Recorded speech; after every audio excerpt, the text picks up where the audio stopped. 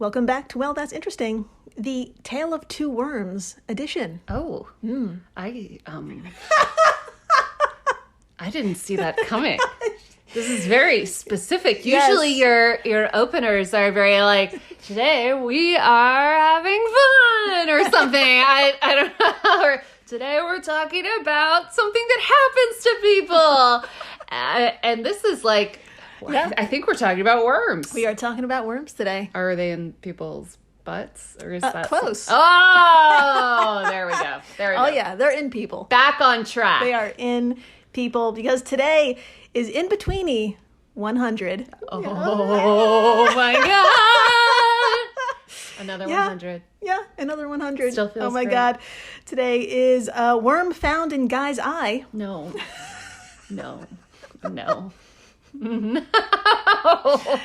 And another worm that could help fight cancer. I love that. Yeah. That's Two tails. So cool. Yeah. But the other one was, I'm a little stressed about. Yeah. I have to know everything, but I am stressed. I am Jill Chacha, and I am with the very stressed Marissa Riley. That's me. I'm very stressed all the time. Oh my God. Yeah. Today is a big fucking day. Yeah. It's a big day. I mean, my face hurts already from smiling. I'm so excited. It's so exciting. Can you believe it? Yes, Sorry. I know. Yeah, it's thanks to you all. Not only have we reached triple digits with episodes, we've finally reached triple digits with our lovable In-Betweenis. It's fucking wild. I knew we could do it, Jill. Yeah. I knew we could do it. There's just so many stories about things and people. God, I mean, There's just so I many. have no idea. It's never ending. There's at least 100, everyone. Yeah. At least. The crazy thing is, I think there's like another Oh, yeah. 600. Oh, yeah. Yeah. Yeah, there's so we're not going anywhere. Plenty of shit stuck in people to last us a lifetime. A lifetime. Last us a lifetime. Yeah. If this is your first time listening, welcome to the flock. Welcome to the damn flock. That's right. Dr. Riley here comes in cold and learns everything in real time, just like you. It's true. I really had no idea what we were going to talk about today. You would think after 100 episodes, I would be able to kind of figure it out. Chaos. Yeah, the chaos. The only thing I know is it's going to make me stressed and excited at the same time. Yes, that's what we do here. Yeah. Stressed, excited, horrified, disgusted, educated. Laugh, screaming. Screaming. Scream, laughing. Yes. Occasionally crying. Yeah. Absolutely. Yeah, if you're joining us for the first time, again, welcome to the flock. You've got one hell of a back catalog to catch up on. Yes. We've got 100 plus episodes. Yes. Those focus on one topic for like 30 minutes. Yes. Now we've got 100 In-Betweenis, Yes. each focusing on two smaller topics, and they're in between those episodes, and that's how In-Betweenis were born. And if you do the math, that's over 300 topics. That's true. Did I get that right? Yes. We pepper in a few extras because we Yeah. like you guys, a few little bonus bits. But yeah. Plus all the social media stuffs. Oh, yeah. Oh my God, Jill's So much killing content. it So with, much content. with everything. Thank you, Jill, for your Thank constant you for, Twitter. Thank you for goodness. constantly screaming. You're- Thank you. No problem. That is not going to end anytime soon. Yeah. Oh my God. So In-Betweenis were born just 100 fucking In-Betweenis ago. Yeah. Oh, Jesus Christ. So speaking of things being born in weird places, in the first half of the show, we have a classic WTI story. A man goes about his day and a parasitic worm ends up in his eye. Yeah, you know what? It happens. I am grossed out, but I'm not as grossed out as I would have been 100 episodes ago. Exactly. This happens, you guys. It's going to happen to all of us. We're all going to have a parasitic something or other inside of us. It might be happening right now. That's true. To you. Yeah. To you. And we'll leave you with that. Yeah. In the second half of the show, another medical marvel, but this time, instead of harm, there's a worm researchers can use to actually help fight cancer in humans in the future. I'm legit excited. It's wild. I also just can't imagine like being at the doctor's like on the worst day of your life. Yeah. And they're like, okay, this is going to sound crazy. How do you feel about swallowing a worm? Oh, man. Yeah. And they're going to be like, yeah. Oh, yeah, I'll say yes. Sign me up for the cancer worm. Sounds good. Yeah, that's right. Putting a worm inside people to kill cancer cells. And we'll get into how all of that works after the break. But first, we have to travel back in time. Yes, we need to begin today's In-Betweeni milestone by heading on over to what feels like 1,000 years ago, 2014. Oh my God. How does 2014 feel like longer ago than like 1992? Like Yeah. 2014. What were we doing? Clubbing? What a simpler time. What if Obama was in office? Yeah. Raves? Was that still a thing, or was that early 2000s? No, it's still happening. Still happening? Molly was a thing. Oh, that's right.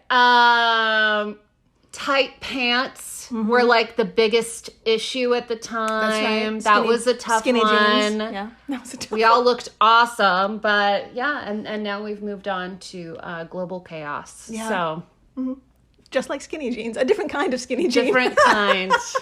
That's why we don't wear skinny jeans anymore. We can't handle the chaos and the jean. That's right.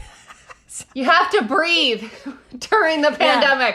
Yeah. You have to breathe. Yeah. Okay, anyways, enough about me. So, all right. So it's 2014, and we also happen to be within the beautiful subcontinent of India. And I wish I could narrow down where exactly, but the report, which was published in the January 2016 issue of BMJ Case Reports, doesn't reveal much. A secret. It is a secret. Yes. Excuse me. But judging by what we're about to talk about, we're probably somewhere within the southern, more tropical areas. Put a pin in that. Oh, yeah. So from what details are provided, our patient was a wee 25-year-old man. A BB. Baby. A baby person. Dr. Marissa, our resident ophthalmologist. Yeah. That's you. If you would, please tell us what that patient was experiencing as reported by Carrie Nierenberg of LiveScience.com. Nothing would make me happier other than the laugh I just had earlier that we're not going to talk about. Okay. Anyways, quotes. When he went to the eye doctor, the man's left eye was painful and red. He said he was seeing floaters, which are small specks, threads, or clouds that move in a person's field of vision. I see them every time I stand up. Continuing the quote, he also had significantly reduced vision in that left eye. This all took place over a 2-week period. The man also mentioned he felt like there was a shadow inside the eye. You got it. And that something was also moving inside of it, blurring his vision. Oh, yeah. And quote, yeah, there's a fucking alien in your eye, man. There is. How did you go 2 weeks? 2 weeks like that. Like 2 that. weeks. Oh my God. I would have gone. Yeah, I would have gone 2 weeks. 2 weeks. Yeah, I would have lived with it. I don't want to know. Like, no. It'll get better tomorrow. It'll dissolve, We'll give it till tomorrow. Yeah. I'll take an ibuprofen. So, my friends, in just 2 weeks, our patient went from having a generally healthy left eye to a field of vision that's the thing of nightmares. Yeah. Now, let's take a moment to grasp just how clouded the man's vision became, okay? After a simple eye chart test, you know, the type where you read a series of random letters decreasing in size? Yes, the pyramid. Yeah. There you go. So, well, after he took this test, his left eye registered 2160. That sounds bad. It is, yes. I know nothing about numbers. That sounds terrible. That's a great question and comment. J. Kevin McKinney, MD, an ophthalmologist and glaucoma specialist at the Eye Health Northwest in Oregon City. Lots of so many syllables. words. God. Yeah. Anyway, this guy told AAO.org, quote, a person with 20/20 vision can see what an average individual can see on an eye chart when they're standing 20 feet away. Oh. If you have 20/30 vision, that means your vision is slightly worse than average. Okay. At 20 feet away, you can read letters most people can see from 30 feet. End quote. That's what those numbers mean? Yeah.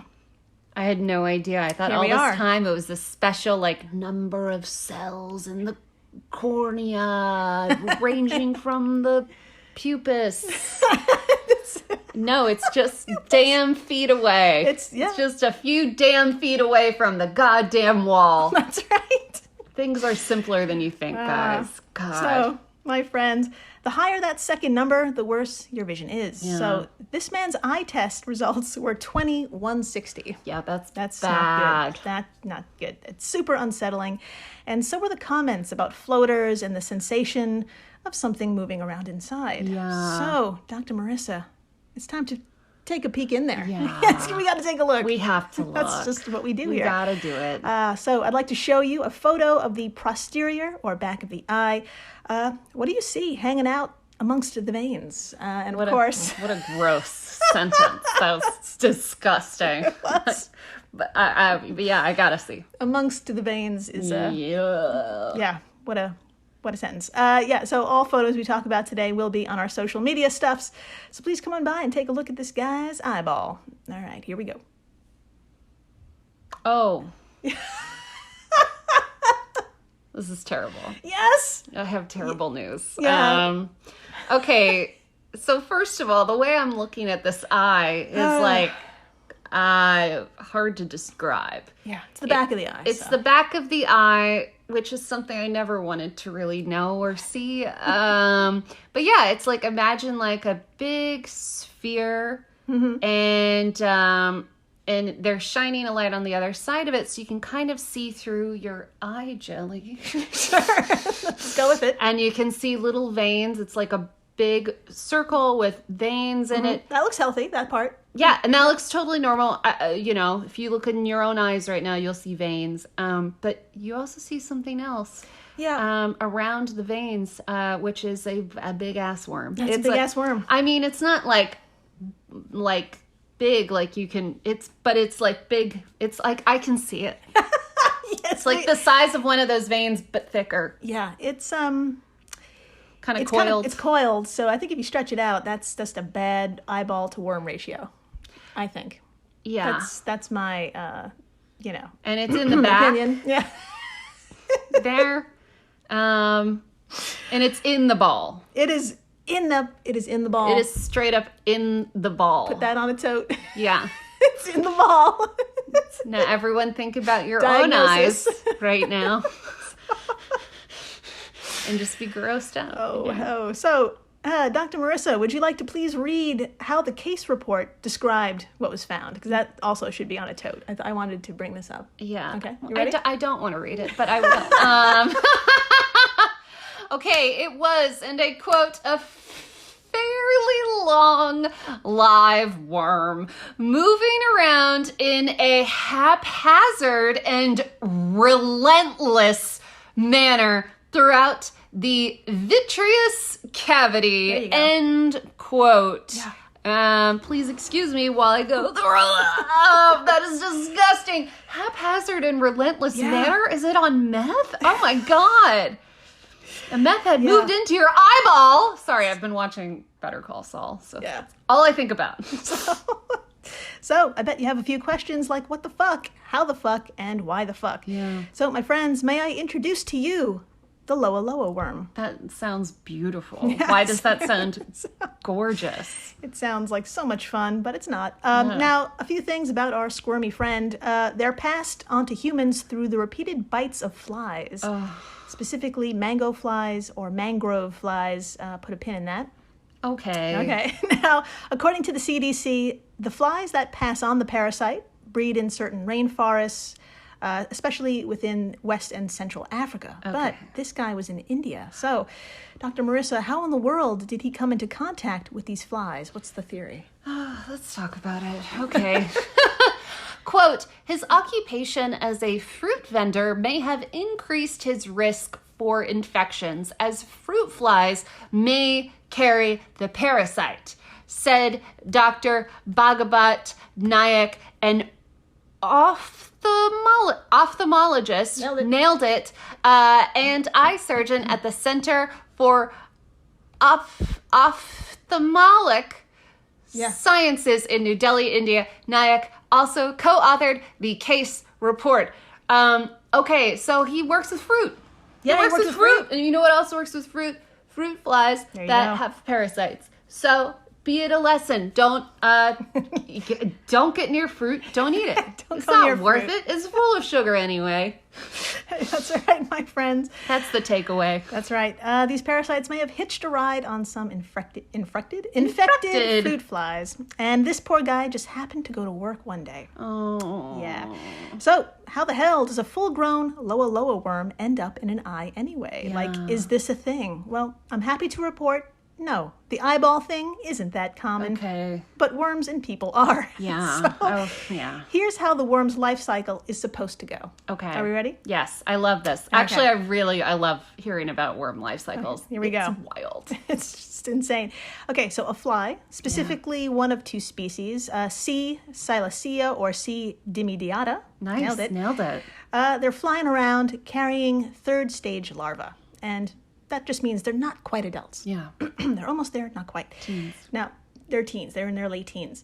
When these flies land on a human and take a bite to suck on some sweet, sweet human blood, those larvae slip into the bite wound, and it's there under the skin they grow into adults and breed. Your skin. Your skin. Your That's skin. Right. Mm-hmm. My skin. Yep. Your skin. Mm-hmm.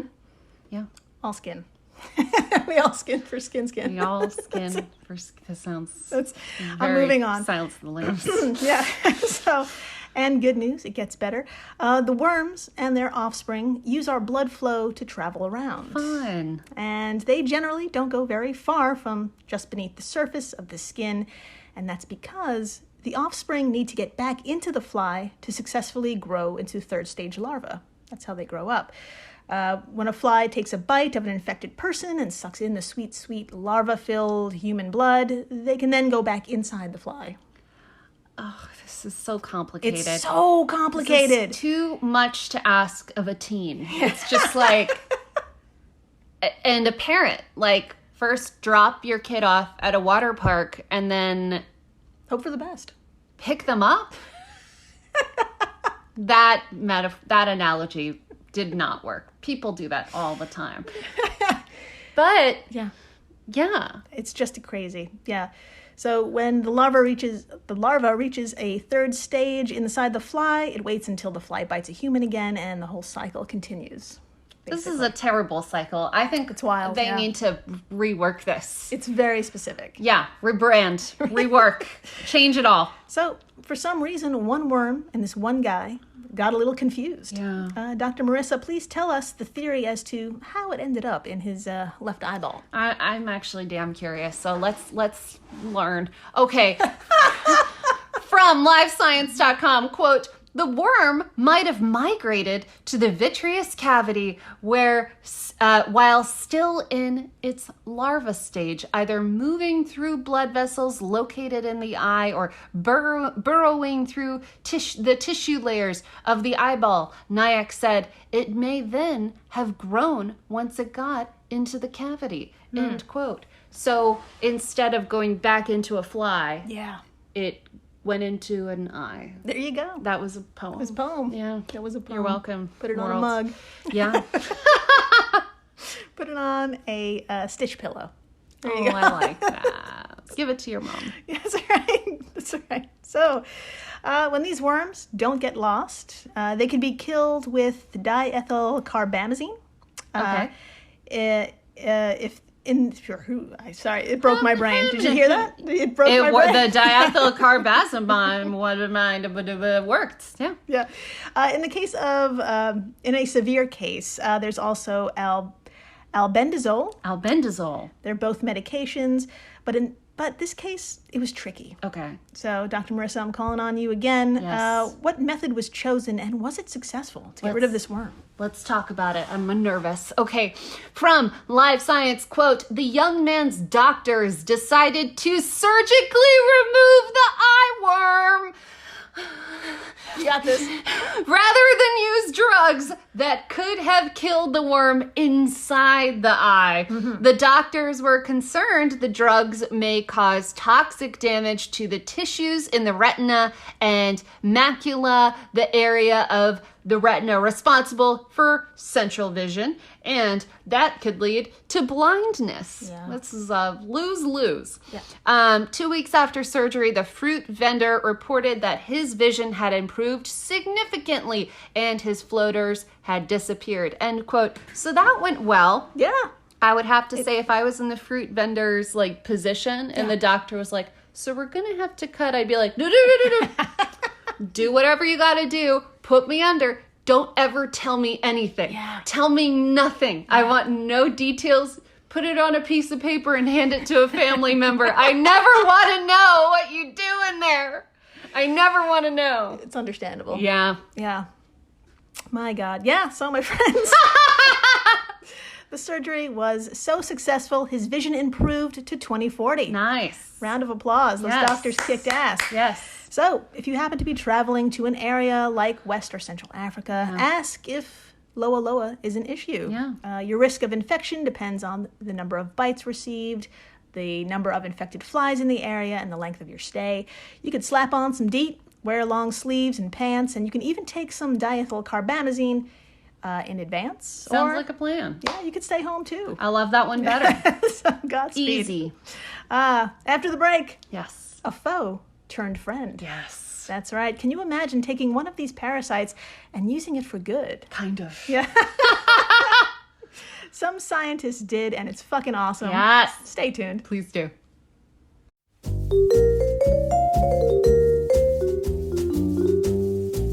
Have you ever wondered what really happened to Amelia Earhart or the lost colony of Roanoke? Do you ever find yourself scouring the internet for vicious Victorians and their murders by gaslight?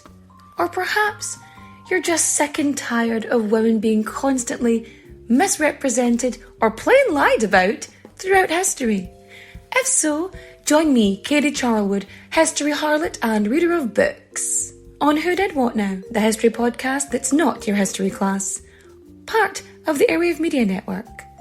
Available on Apple Podcasts, Spotify, or wherever you listen to podcasts. Adios, au revoir, au revoir, my friends. Bye-bye.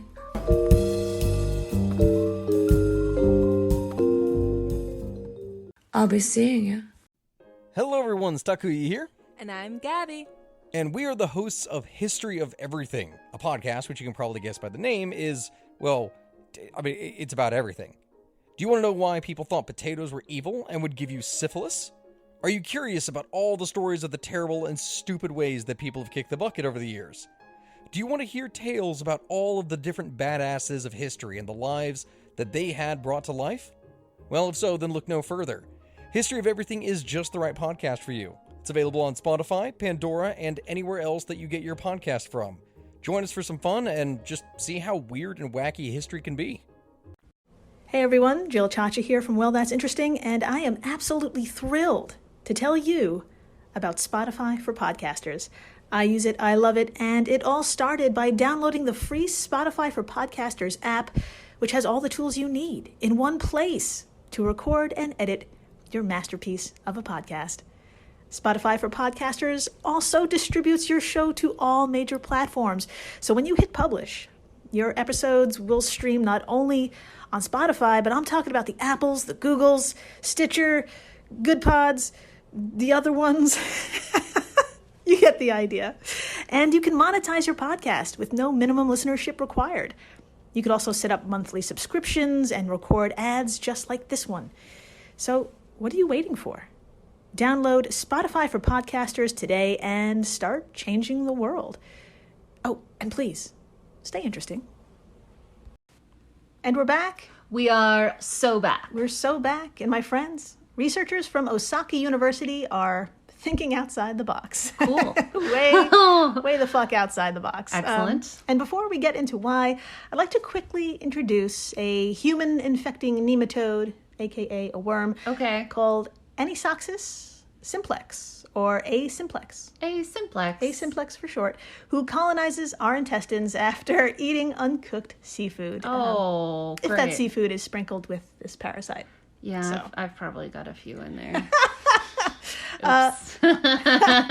Uncooked seafood is, of course, a big thing in Japan, so this part of the world knows these microscopic worms really well. Well, at least we thought we did. Oh, okay. Okay, now how we look at these worms just may change thanks to Osaka University. Dr. Marissa, let's cut to the chase. What did researchers discover about asimplex, and what are they going to do about it? Ooh. Yeah. All right, let's get into it. From the Research at Osaka University website, whose slogan is bringing happiness to the world through research. I know. Oh my God. I know. I wasn't, you should have prepared me for that. Jeez, I'm going to cry. It's a great website. It's wonderful. Anyways, from their awesome website, quote, asimplex has been reported to sense cancer, potentially by detecting a cancer odor and to attach to cancerous tissues, says Wilden Mubarak, first author on the study. This led us to ask whether it could be used to deliver anti-cancer treatments directly to cancer cells within the human body. End quote. This is so cool. It's like a drug sniffing dog, except it's doing something good. You know, it's sniffing out. It's not a narc. It's not a narc. It's. I mean, to cancerous cells, it's a narc. But like, it's like a little friend. It's a tiny ass getting in friend. there, smelling it out. That's right. Thanks. Thanks, buddy. That's right, my friends. The only thing this worm loves more than our intestines is a delicious clump of cancer cells. Wow. So, Wilden and fellow researchers got to thinking, if these worms travel to these cancer cells on their own, can we protect the worms from our autoimmune system? And can they deliver cancer therapy? Can they? Can they? There's only one way to find out. Yes. Let's do it. Put them in. That's right. Step 1, get yourself some asimplex worms. Check. You got it. All right. Sushi on the way. That's right. Step 2, build a suit of armor so the worms don't die before their mission. Oh. And here's how they did it. Oh. From the Osaka site, resou.osaka-u.ac.jp. Yep. Hope you wrote it down. Quote, the researchers first developed a system for applying hydrogel sheaths to nematodes Oh my God. by dipping them in a series of solutions containing chemicals that bind together to create a gel-like layer all over their surface. Oh my God. I know. This process essentially custom fits a suit about 0.01 millimeter thick to the worm in about 20 minutes. Now, End quote. this is so exciting. I should be like referencing Marvel or something, but I am going to reference everything Kim Kardashian has been wearing lately, which is like these skin-tight cat suits. Yeah. Which, like, I hate to say this, but I really like them. Don't like the person, do like the cat suits. I've been waiting for this to happen for years. Cat suits are awesome. Yeah. But anyways, these worms are wearing little cat suits that protect them. That's right. Protective onesie cat suits for the worms. So wonderful. It's really adorable. Yeah. So, Dr. Marissa, was step 2 successful? Oh, let's talk about it. All right. From the site, quote, the results were very clear, says Shinji Saki, senior author of the study. Quote, the sheaths did not in any way interfere with the worm's survival and were flexible enough to maintain the worm's motility and natural ability to seek out attractive smells and chemical signals. End quote. And by attractive smells, we mean gross cancer. That's right. Yeah. That's right. So big success there. They're protected from our bodies.